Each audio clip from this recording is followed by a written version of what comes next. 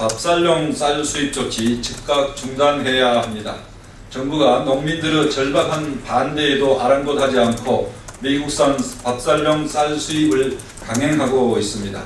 지난 5월 8일 농식품부가 추진 중인 가공용 쌀 6만 5천 통, 밥살용 쌀 1만 통 등 총 7만 5천 통 쌀 수입 조치를 즉각 중지해야 합니다.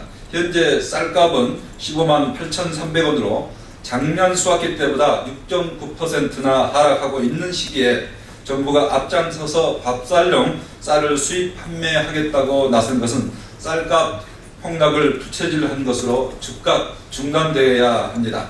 정부는 지난해 쌀 관세와 유예 중단을 선언하면서 513% 관세율과 국별 수입 쿼터량 밥살용 쌀 수입 의무 등 관세와 유예 의무 조항을 삭제하고 쌀 수입 양어표를 WTO에 통보한 바가 있습니다.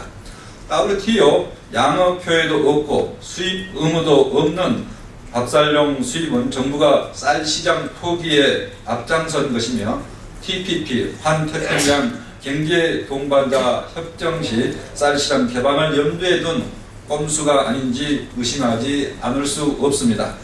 정부는 당시 나라가 뒤집힐 정도의 특별한 사정이 발생하지 않는 한 밥살용 쌀 수입은 않겠다고 천명한 바 있습니다. 새누리당도 쌀 관세와 결정 당시 우리 쌀을 반드시 지켜내겠습니다 라고 방방곡곡 현수막을 걸고 한 약속을 지켜야 합니다. 새누리당과 정부는 우리 농업과 쌀 시장 보호에 대한 일말의 책임을 느낀다면 지금이라도 밥살용 수입 조치를 당장 중단하고 국민과 농업인 앞에 사과해야 할 것입니다. 다음은 헌법재판소의 존재 의미를 반문케 하는 교원노조법 합헌 결정에 대해서 논평을 하겠습니다.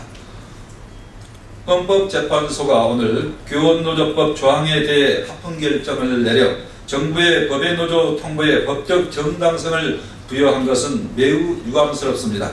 조합원의 일부가 해고자라고 해서 노동조합의 지위를 상실시키는 것은 헌법이 보장한 단결권과 결사의 자유를 훼손하는 위험천만한 결정입니다.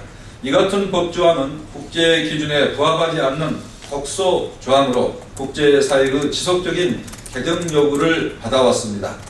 국제노동기구가 이 문제로 세 차례나 한국 정부에 철회를 공고를 했고 세계 교원단체 총연맹도 수차례 우리나라를 항의 방문한 바 있습니다.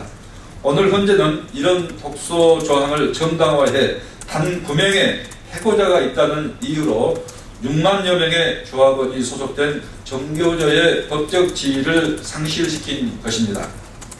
오늘의 결정은 여전히 국제사회와 동떨어진 노동의 현실과 역주행하는 대한민국의 현 주소를 똑똑히 보여주는 사건으로 기록될 것입니다.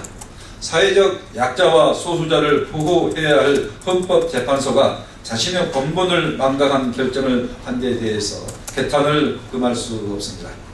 이상입니다.